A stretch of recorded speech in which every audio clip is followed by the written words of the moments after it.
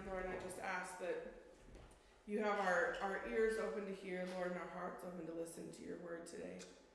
Lord, and I just ask that you continue to be in this room with us, Lord, that we welcome your spirit here, Lord. We welcome you here today to sit with us and to be with us as we gather here together. And I just pray all these things in your precious name. Amen. Amen. You can grab a seat. Grab a seat. Grab a seat. So I know you're all excited because life is still meaningless today. I hope you don't mind. So this is part 2 of Life is Meaningless. Now I'm going to do a little bit of a recap from part 1 because there are a lot of people here who didn't hear the sad and depressing part 1 of Life is Meaningless, right? So what we're talking about is Ecclesiastes in this lovely book that was written by what they think is King Solomon. And King Solomon, we're going to look at him again. Remember, he is the son of King David. So he has really big shoes to fill. He's a young king. He starts off at like 16, taking the throne at 16. He's highly gifted by God. And the crazy thing is, remember, God asked him, you can have anything you want, Solomon. What do you want? And he asked for wisdom and the ability to lead his people. And God goes, well, that's a really good choice. Well done. So I'm going to give you riches, and I'm going to give you long life, and I'm going to give you defeat over your enemies, just because you asked for something that wasn't riches or anything else. So we have King Solomon who's done this, and essentially he's this very respected leader, and he's very wealthy. He's one of the wealthiest kings in the world at this point in time. I mean, the man drinks from golden cups, eats off golden plates, has a menagerie of animals, and just has more money than he knows what to do with. So King Solomon is this very important guy, and he's got everything he could possibly want. And God is building this kingdom, and he is doing God's work. And then Solomon meets the Pharaoh's daughter, and he's like, hey, let's make an alliance with us in Egypt, and it'll be great. We'll have a great time. And then he decides to take on another 699 wives and 300 concubines. Again, I don't know how any one man can handle 1,000 women. I don't know, 1,000 women just sounds pretty miserable to me. Stevie's like, yeah, the wisdom went out the window there. But, I mean, we have this guy who's literally, he's followed God, and then all of a sudden he's like, hey, this looks nice. And he goes kind of a different direction. And what ends up happening is his women lead him astray. And they pull him into their other gods, and they pull him away from God, who has originally given him this throne and has gifted him this amazing kingdom that he's got. So that's kind of who is writing this book of Ecclesiastes. He is the teacher and the preacher in this book. Now, again, the Ecclesiastes is the gathering of the church. So he's saying, what I'm teaching you, he goes, I'm calling you people who are part of the church. I want to gather you and I want to teach you something. And so that's what we're looking at. Now, the next lovely little slide, Willie, if you'll go to the next one. I want to remind you that meaningless is not meaningless as we think it's meaningless, but it means hevel. In the Hebrew translation, it means hevel. And so it's a vapor, it's smoke, it's quick moving, it's ever changing, it's a puzzle. So life is a puzzle. It's changing all the time. We're never going to fully get a grasp of it. It's something different. So when he says life is meaningless, and when we're reading this, life is meaningless, it's not meaningless as in the way we think about it today. So just a reminder there. So the first couple things I'm going to kind of go over, obviously, when we started last time, the first words of the book of Ecclesiastes are meaningless, meaningless, life is meaningless. So that was our depressing start to that. And I did promise you all that it wasn't going to be depressing in the second half. So there's an uphill. We're going uphill now. So last week we kind of talked about, not last week, 2 weeks ago, we talked about how Solomon has this idea that time is marching on. Things are coming, there's ever flowing, we can't stop time, we can't control time. And he also has this idea that no one is going to be remembered. That was the warm little fuzzy feeling we got, that After we're gone, nobody's going to care that we existed. And he also says that nothing is really new. So everything we go through in life is not new. There's nothing new and exciting in the world. So that's where we started off. So now we're going to kind of continue on. And we're going to start off in chapter 3. And I'm going to keep Willie on his toes today. We'll see if he's got it on there. But we're going to start off in chapter 3. Now, this one starts a time for everything. Now, because my parents are here, this is not because of them that I'm saying this. It was actually part of this long before they were here. But when I was a kid, we had music playing in our house all the time. I mean, if we were in the car, there was music. If we were in the house, there was music. And it usually was on the radio or on a record. And we always had music playing. And one of the songs I can remember as a kid was Turn, Turn, Turn by the Byrds. If you've never heard that song, it's from like the 60s. That's an amazing song. And I didn't realize until I was much older that song is actually word for word out of Ecclesiastes chapter 3. And so it starts, to everything, turn, turn, turn. There is a season, turn, turn, and a time for every purpose under heaven. So when we look at it, I think when I was a kid, it was just a catchy song. And now when I hear that song, it reminds me back, and it brings me back to this time of, life is cyclical. We go through seasons. So we're going to read Ecclesiastes 3. And I'm actually going to read, it's going to throw it off a little bit. But I'm going to be reading out of the nice little application Bible, because I like the way it reads on this one. So it's going to be a little different. But it says, there is a season, a time appointed for everything, and a time for every delight and event or purpose under heaven. A time to be born, a time to die, a time to plant, a time to uproot what is planted, a time to kill, a time to heal, a time to tear down, and a time to build up, a time to weep and a time to laugh, a time to mourn and a time to dance, a time to throw away stones and a time to gather stones, a time to embrace and a time to refrain from embracing, a time to search and a time to give up what is lost, a time to keep and a time to throw away, a time to tear apart and a time to sew together. There's a time to keep silent and a time to speak, a time to love and a time to hate, and a time for war and a time for peace. Now, it's also going to go a little bit further, but it says, what profit is there for the workers from that in which he labors? I have seen the task which God has given to the sons of men, to which they occupy themselves. He has made everything beautiful and appropriate in its time. So, our first point is that Solomon is going to make here is everything is beautiful in its time. And each of us, I can tell you, in life, we each hit a season in life. And I think all of us can sit there and we think about where our life is at, and we can kind of put it towards a seasonal aspect. That you're either, in summer, life is really good and things are going really well and you're set up. Or you're kind of maybe in fall and things are starting to kind of fall apart and you don't know what to do about it. Or maybe you're in winter where everything is miserable and things just aren't going your way and things just keep happening to you and you feel like you're buried. And then some of us are in spring where we're just coming out of that darkness into something that's lighter. And what he's telling us here is there is a season for that. And the thing is, not all of us are going to be in that same season at that same point in time. Some of us are going to be in spring, some of us are going to be in winter, some of us are going to live for 10 years in fall. And then we'll have 10 years of winter. And the other thing that he sits here and says, there's not a time limit on these either. He doesn't say that you have approximately 6 months to do this, and then you have to change. There's a time for this, and then there's a time for something else. Just in the same way, when we're in those seasons, we also have to make the choice to step out of those seasons when God calls us to step out of them.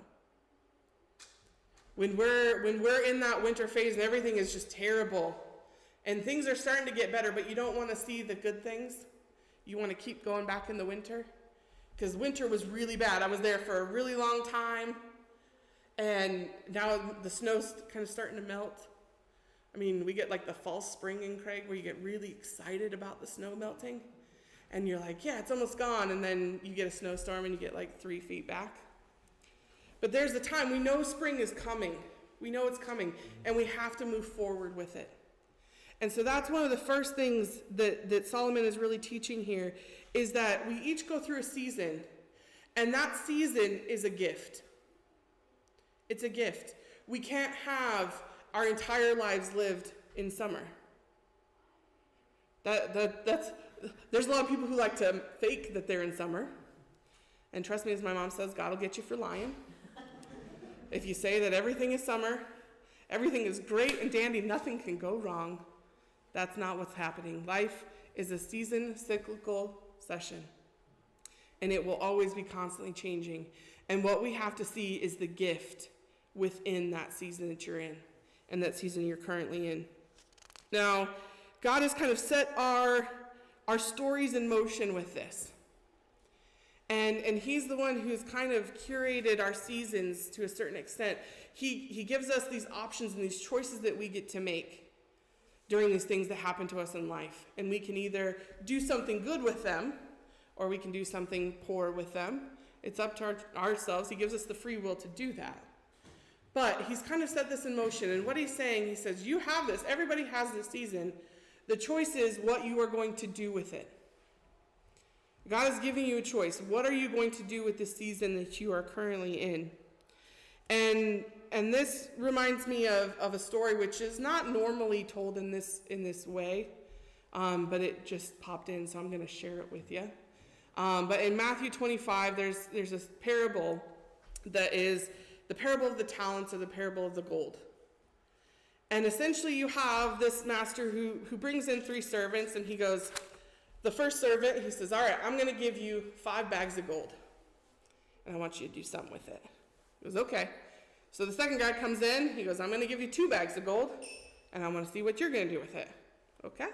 So he brings the third guy in, he says, I'm going to give you a bag of gold, I want to see what you're going to do with it.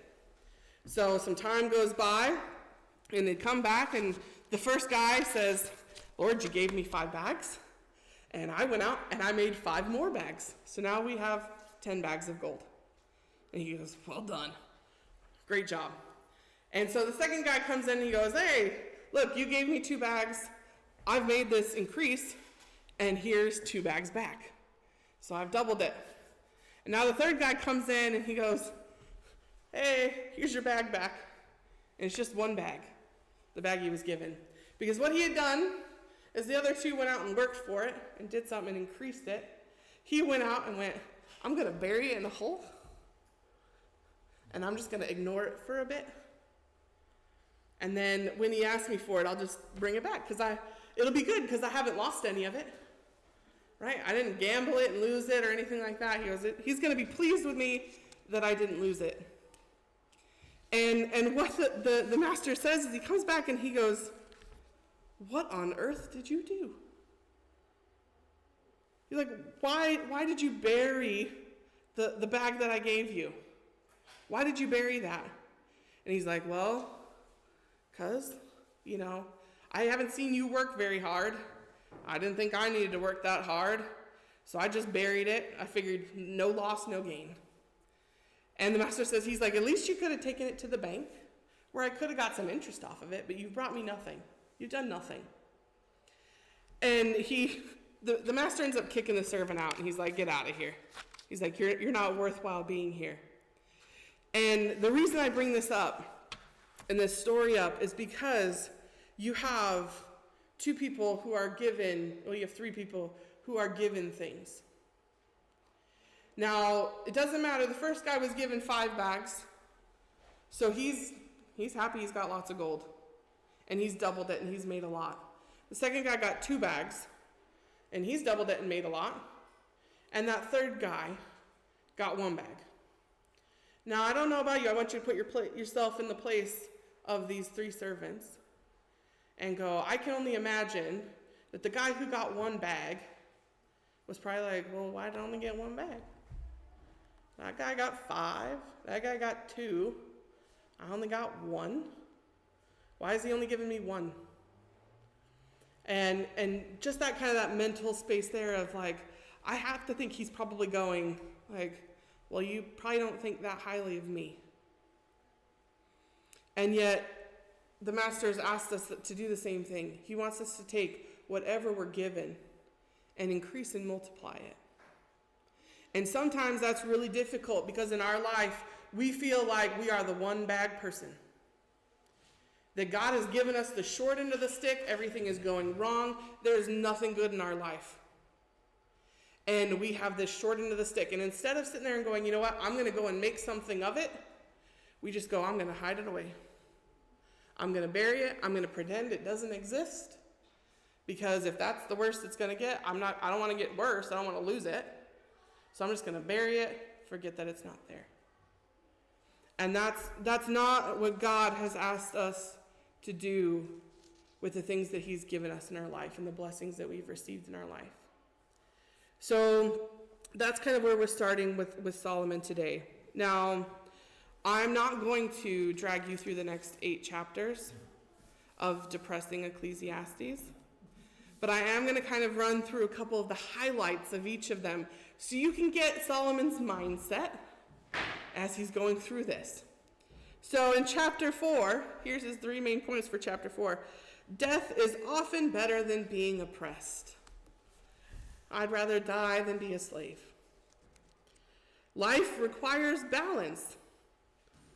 We get by with a little help from our friends. That's chapter 4.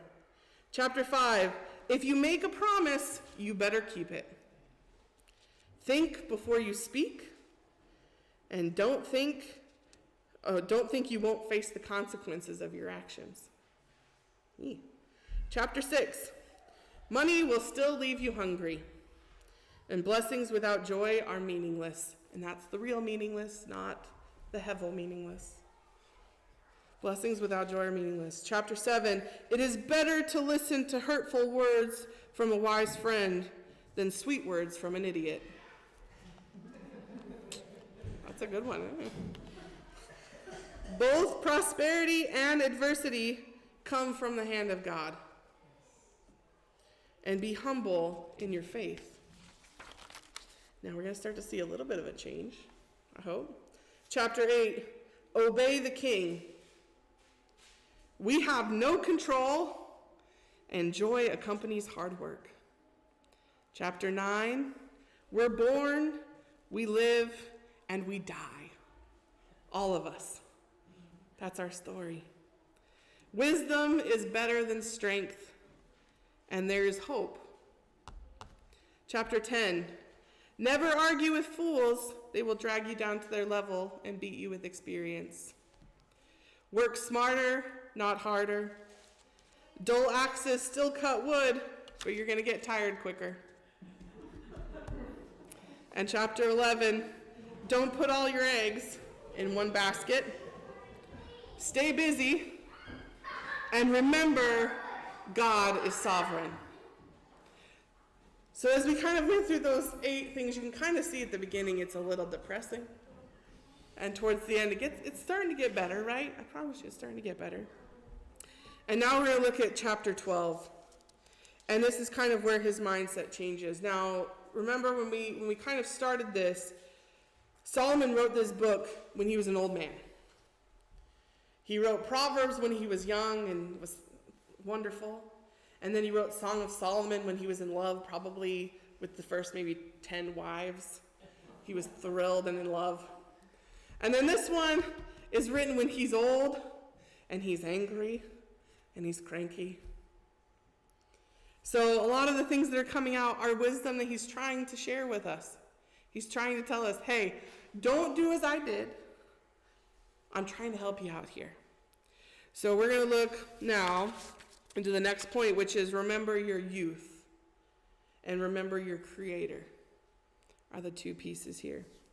So we're going to go to chapter 12, and I'm going to read this out of here because I love the way that this reads. So, chapter 12, verse 1, remember thoughtfully also your Creator in the days of your youth. For you are not your own, you are his. Before the days of evil come, or the years draw near, when you will have none of your physical pleasures, I will have no enjoyment and delightment in them. Before the sun and the light, the moon and the stars are darkened by impaired vision, and the clouds of depression return after the rain of tears.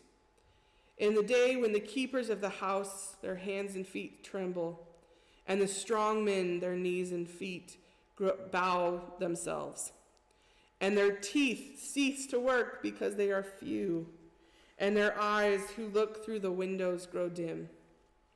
When the doors, the lips of our mouths are shut in the streets, and the sound of the grinding of teeth is low, and one rises at the sound of the bird and the crowing of the rooster, and all of the daughters of music, the voices and ears that hear sing softly.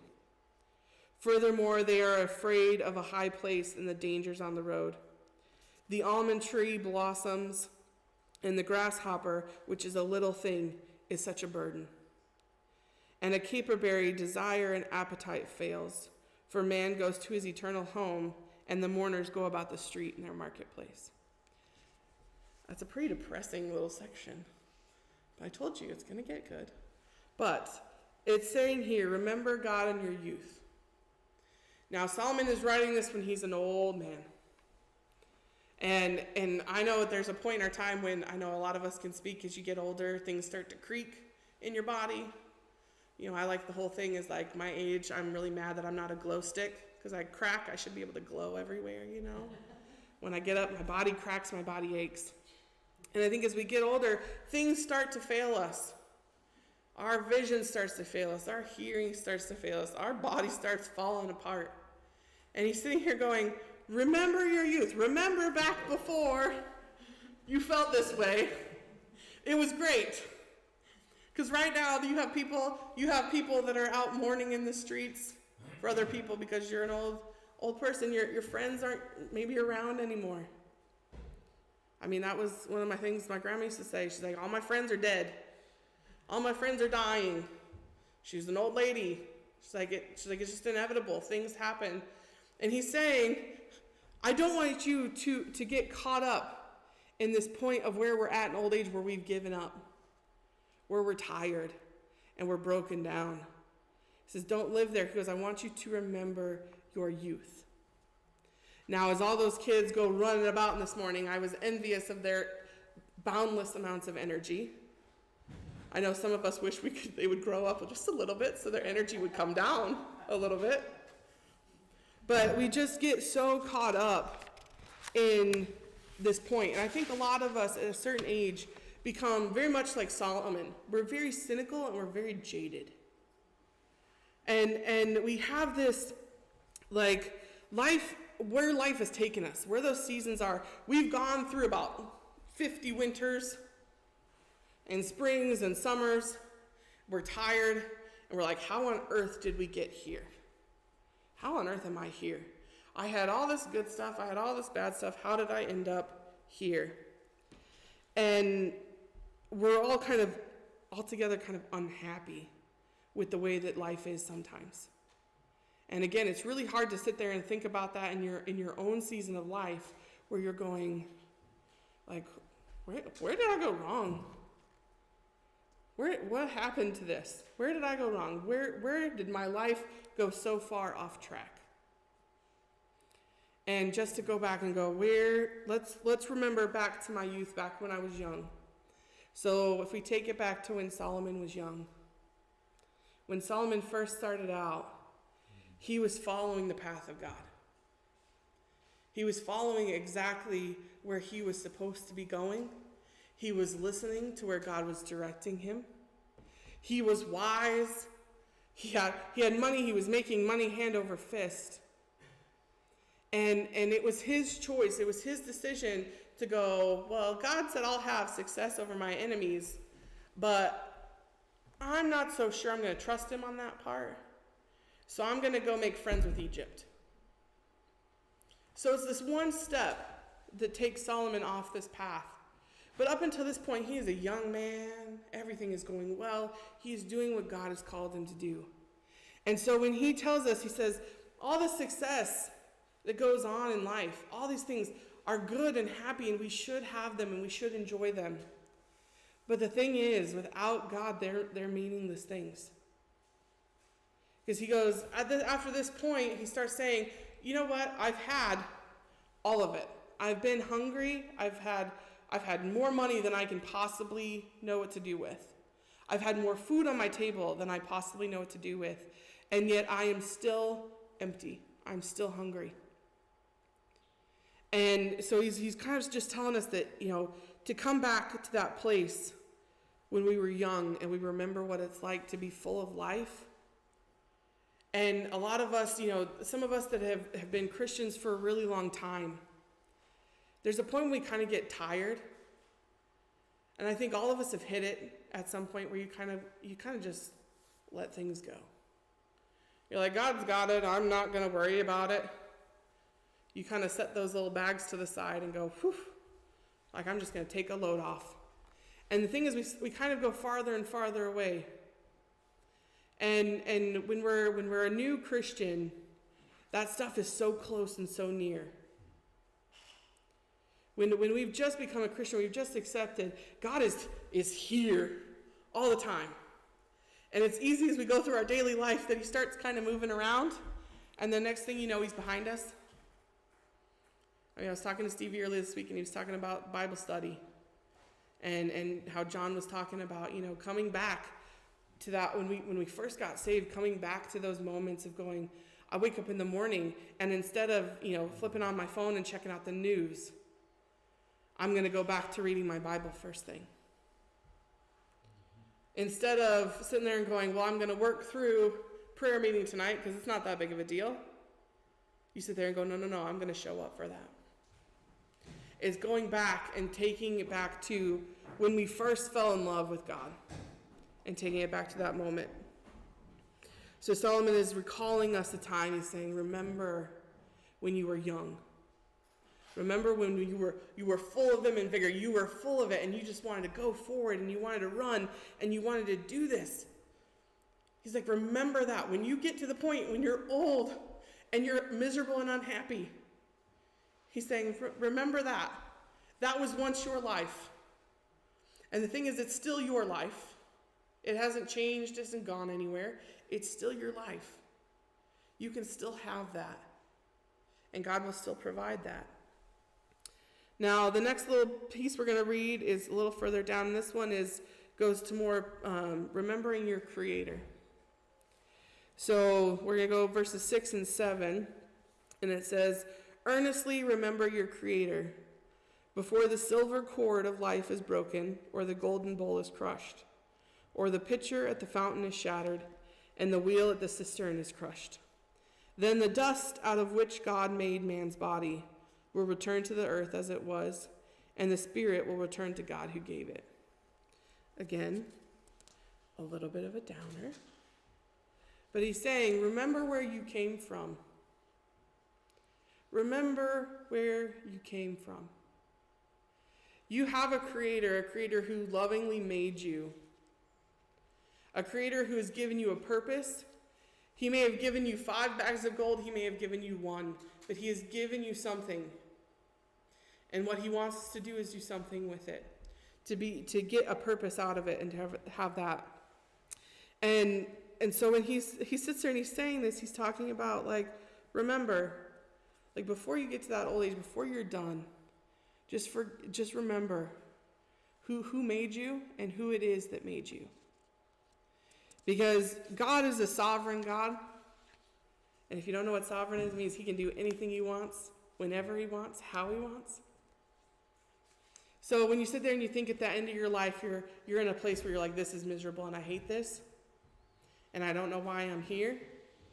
The thing is, God can offer a change of that in no time flat.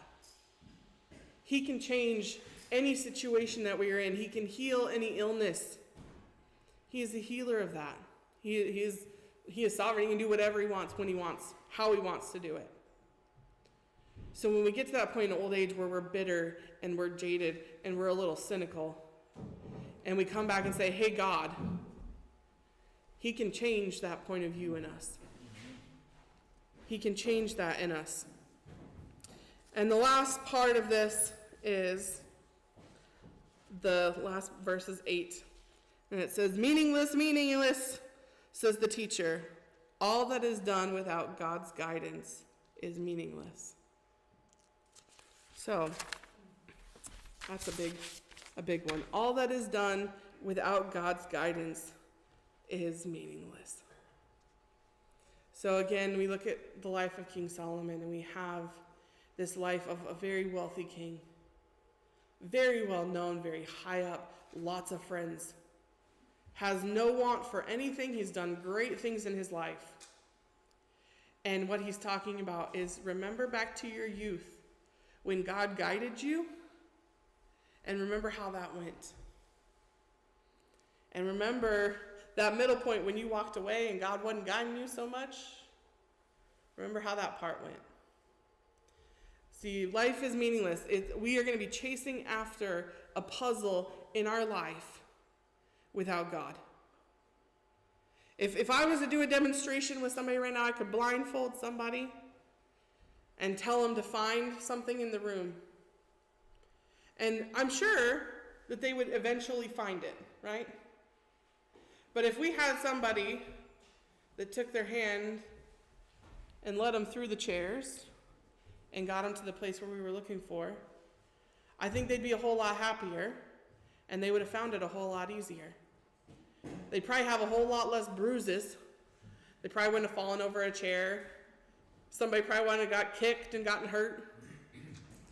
We have this life where God is sitting there going, I have a great plan for you. I have this destiny and this destination for you. However, just let me guide you to it. Because there's going to be a whole lot less pain. It's going to be a lot easier. Doesn't mean it won't be painless, because God never promises painless. But he's going to say, this whole trek is going to be so much easier if you would just let me take you. Let me guide you there. And it will be a whole lot less of a puzzle. If you've ever tried to do a puzzle upside down, it's miserable. When you can see the picture, you can get the colors and put it all together. But when all you got is brown, it's difficult to put a puzzle together. And that's just what he's saying. And now we're going to finish up with a little bit of the purpose of King Solomon here. And we're going to go to chapter 12, verse 11. And it says, the words of the wise are like prodding goads, and these collected sayings are firmly fixed in the mind, like well-driven nails they are given by one shepherd. So he's saying, the words that I've spoken throughout this are meant to make us better. He's not wanting to tear us down. He's not wanting to sit here and go, look, you bunch of idiots. Don't do as I do. He's saying, I did it. He goes, I followed, and it was really good, and I messed up, and it was really bad. And now here I am at the end of my life, just miserable, because I did terrible things. And he's saying, please don't follow in my footsteps. Listen to what I'm trying to tell you. And he's just saying, the words of the wise. The crazy thing is even today, if you look at King Solomon, he's known as one of the wisest men in history, the wisest man in history. And he did some pretty ugly things. See, God gave him all those gifts. And even though Solomon did terrible things with a lot of those gifts, God never took those gifts back. God didn't come back when Solomon turned 70 and when I'm taking away your wisdom, I'm taking away your riches, I'm taking away your long life. You're done. Never does it. He sits there and goes, I gave you those gifts, and what I want you to do with them is I want you to multiply them. I want you to grow with them. I want you to show them to other people. I don't want you to hide it. I don't want you to bury it. I want you to have these things. And God wants you to use those things in your life. So what he's saying is, take the words that I'm telling you. I'm gathering the church, the Ecclesia. I'm sitting here going, come here, let me tell you something. Let the things that I'm telling you encourage you. Let the words that I'm saying, I hope that some of those things stick in your mind. Because I'll tell you what, that when I'm reading through Ecclesiastes, there's a lot of things that stick in my mind. Of going, ouch, that hurt. Or that was a good one. And that's what he's saying. He's saying, when we're going through life, I want you to take these things and these pieces and be encouraged by them. Just as a shepherd moves his flock, yeah, you may get poked with a stick, but he's moving you in the right direction. He's doing it for your good. And that's what he's saying. And the last bit, the final thought that King Solomon gives us comes in verse 13. And it says, when all has been heard, the end of the matter is, fear God, worship him with awe-filled reverence, knowing that he is an almighty God. He keeps his commandments, and he applies this to every person. For God will bring every act into judgment, even hidden and secret thing, whether it's good or evil. But I love that. Fear God and worship him with awe-filled reverence, knowing that he is the almighty God. He keeps his commandments, and he applies this for every single person. The thing is, a lot of the times we make promises to God that we can't keep, and we don't keep. And we just kind of sit there and go like, well, I told you I was going to do this, but I'm not going to do this anymore. And that's what happens. And he's just saying that God is not one of those. If God gives you a gift, he's not going to take it back. If he gives you something, he's not going to take it back. And in those situations that are miserable and we're sad and we're in our winter, we're also not meant to leave those seasons being miserable and leaving other people behind you miserable. Because we're supposed to be helping other people as we go along. And there's a lot of things that some of us have gone through in life that other people are going through. And we as Christians and we as believers aren't supposed to be the ones to just stand there and go, well, sorry, that was really tough. Good luck. We're supposed to go in and go, I've experienced that. I've been here. I've done that. Let me help you along. Let me help you with what I can do. That's what it's asking for. So today I'm going to kind of finish with a prayer. And it's a prayer based off of Psalm 103. So we're just going to kind of close our eyes and bow our heads. And I'm just going to pray this prayer over us today. And it just says, Dear Lord, bless and praise your holy name. With all that is within me, I will bless and praise you. I will not forget your promises. You forgive all of my sins. You heal all my diseases. You have redeemed me and pulled me out of my deepest pit. You lavish your love on me. You have filled my years with good things and helped me to come back with the freshness of my youth. You bring justice to the oppressed. You are merciful and you are gracious. You are slow to anger and overflowing with compassion and kindness. Lord, you are fair and you are good. And we fear and worship you with awe-filled wonder and reverence. And you have removed our sin as far as the east is from the west. And you love your children. You made us out of dust, and we remember that we were made from dust. And Lord, as we go through the seasons of our life, we thank you for your continued forgiveness. We honor and keep our promises to you, just as you have kept your promises to us. For you are sovereign, and your kingdom will reign forever. We will keep your commandments, and we will obey you, not because we have to, Lord, but because we love you. And Lord, I just thank you for letting us be here today, Lord. And just through this time together, Lord, that we remember that even in the seasons of life that we're in, that there is a purpose, there is a time for everything, Lord. That there is a time that we know we may be in summer, Lord, and we know that fall is coming, or Lord, we know we're in fall and we know winter is here. And I just praise you that as long as you will let us guide you, or as long as you will guide us, Lord, that those seasons would not be so hard on us. And Lord, I pray a blessing over the word today. Lord, I pray a blessing over each person who is in this room, Lord, that whatever season we are in, that we are reminded that you are right beside us, Lord. Because it does say that as we walk through the valley of the shadow of death, Lord, you are with us. As we walk through the hills, Lord, you are with us. In the night, you are the moon that keeps it bright. That you are with us always. And in Jesus' name I pray.